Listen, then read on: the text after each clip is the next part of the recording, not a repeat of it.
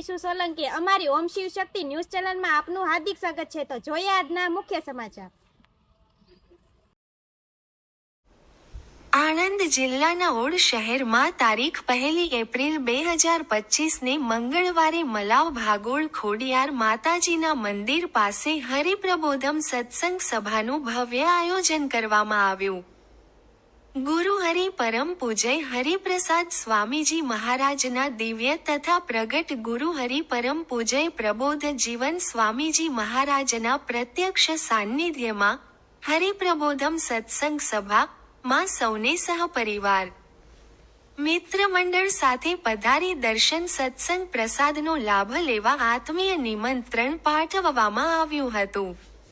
સમગ્ર કાર્યક્રમનું આયોજન હરિપ્રબોધમ સત્સંગ મંડળ ઓડ દ્વારા કરવામાં આવ્યું હતું। ભાઈઓ માટે આશીર્વાદ વાડી તથા બહેનો માટે સરદાર પટેલ વાડીમાં ભોજનની વ્યવસ્થા કરવામાં આવી હતી। સૌ સત્સંગી ભાઈ બહેનો દ્વારા આ કાર્યક્રમનું સુંદર આયોજન કરવામાં આવ્યું હતું। સંકટમાં ભગવાનનો આશરો તથા સંતનો સંગ મનુષ્યને ઉગારે છે। સદાય સાધુ સંતોના સાનિધ્યમાં રહેવાથી જીવનનું કલ્યાણ થાય છે। જય સ્વામિનારાયણ।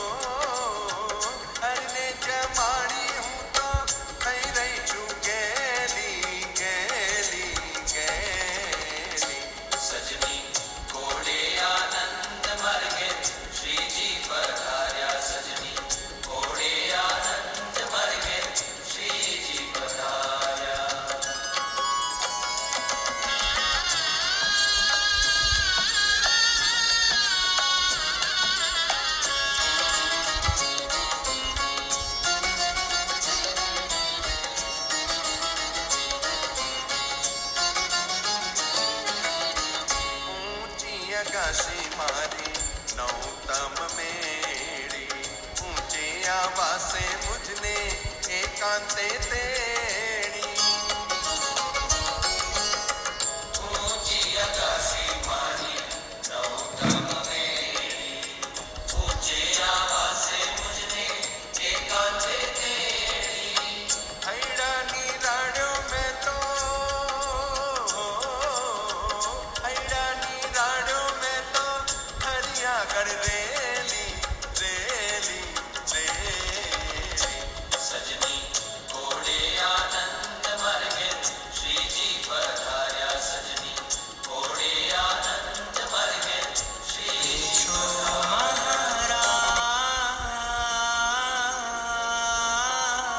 महाराज जोड़े छो महाराज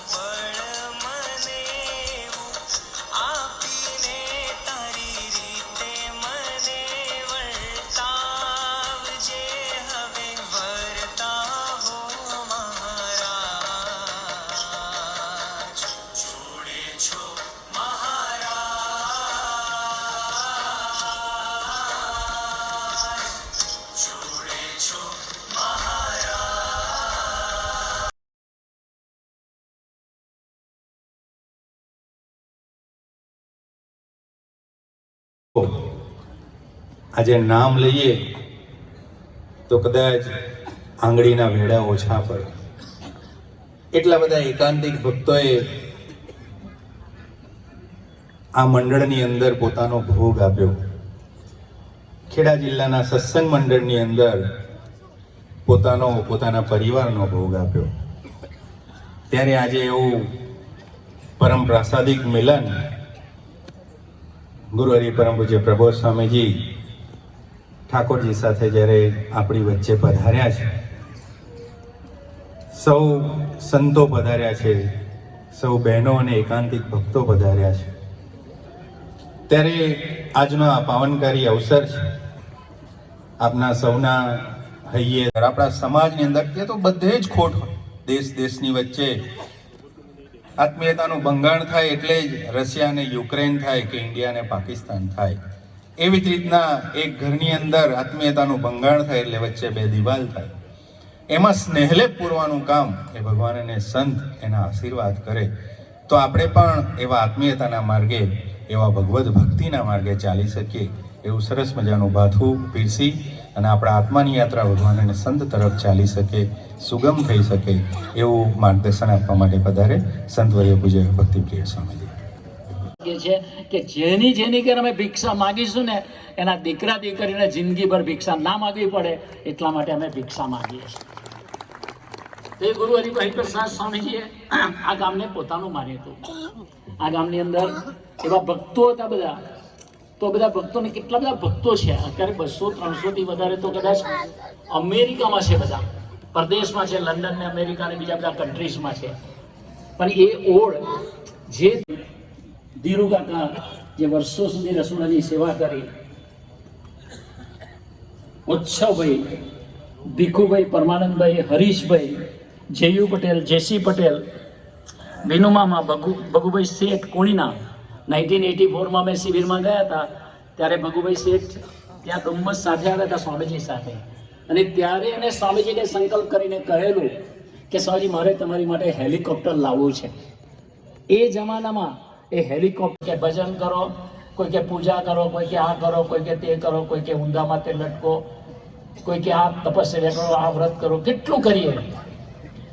સ્વામિનારાયણ ભગવાને એક વાત, એક જ શોર્ટકટ જવાબ આપી દીધો કે અનંત સાધનમાં એક જ સાધન છે જે ભગવાનનો અનન્ય આશરો, એ સાધન કરવાથી જેવા ભગવાન રાજી થાય છે, પ્રસન્ન થાય છે, એવા અનંત સાધને કરી નથી થતા.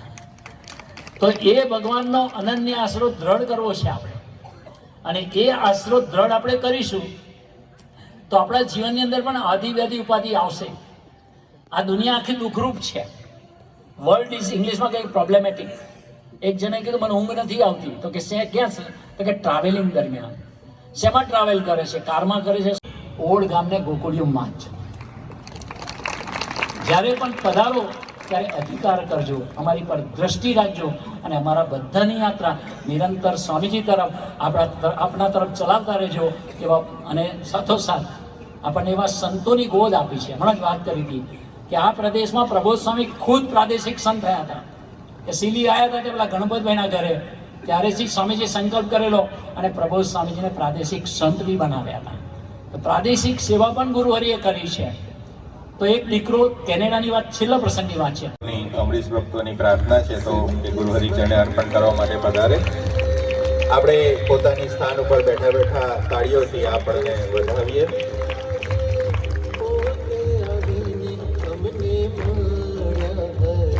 સમીરભાઈ, ભીખુભાઈ અને તેમના મિત્રો જે વર્ષો પહેલા પૂજ્ય ભક્તિપ્રિય સ્વામીજીએ વાત કરી, જેમ સતા દાદા હતા એવી રીતના નટુ ભક્તોને લઈને આવે. નગરપાલિકાના સૌ સભ્યો વતી બધાના નામ લેવા તો કદાચ આજે શક્ય ના બને, પણ એક યા બીજી રીતે બધા જ ભક્તોએ સરસ મજાનું યોગદાન આપ્યું છે. ત્યારે નગરપાલિકાના સૌ ભક્તો વતી આત્મીય પ્રાર્થના કરવા.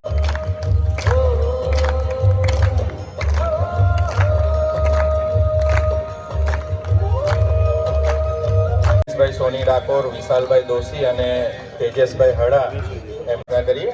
તેઓ સ્ટેજ પર પધારીને ગુરુહરિને પુષ્પ અર્પણ કરે.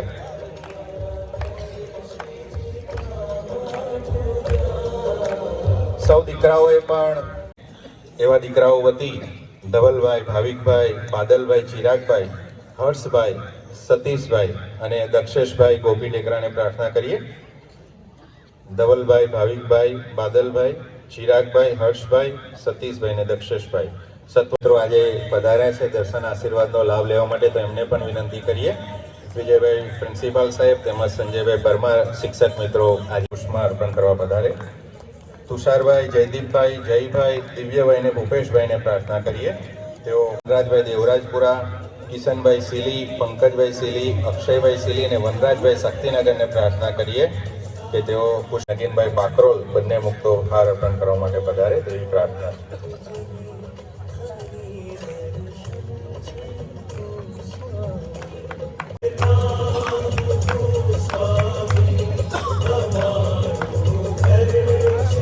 ગુરારી પ્રભુ સ્વામીજી મુંબઈની ધરતી પર પધારેલા ત્યારે એક દીકરો પ્રાર્થના કરવા માટે આવ્યો કે સ્વામી મારે નાનો કન્સ્ટ્રક્શનનો બિઝનેસ અને એને લઈને ટેન્શન ખૂબ રહે છે, તો ઘરની અંદર નાના મોટા ઝઘડા થયા કરે છે, તો મારે શું કરવું?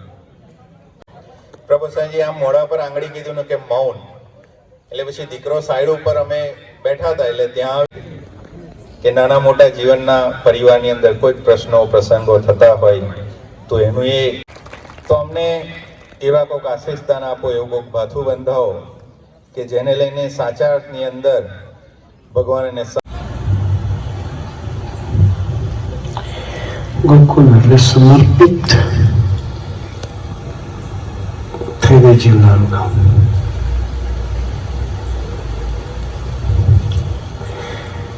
આજે ઓળના ભક્તોને યાદ કરવા પડે. ભક્તિ સાહેબ બધા વડીલોનું નામ લઈ લઈને યાદ કર્યા. સતાભાઈ,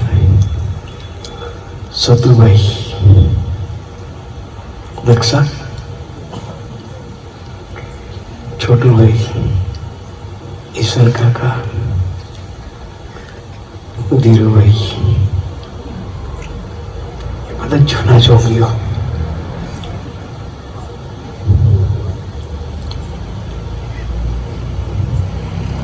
નિષ્ઠાથી જીવતા હતા. દીપભાઈ, અનિલ ને બધા ભાઈઓ, રજનીભાઈ, રમણ ભગત, બધા એવી નિષ્ઠાથી જીવે છે. આપણે આ ગોકુળિયું ગામને ગોકુળિયું રાખવું છે, કેવી નિષ્ઠાથી જીવવું જોઈએ એની વાત કરું છું. ઈશ્વર કાકાને સ્વામીજીએ કહેલું તારે બાદામાં નહોતા ગયા કે હું પૂના જાઉં છું, તમારે ત્યાં આવવાનું છે.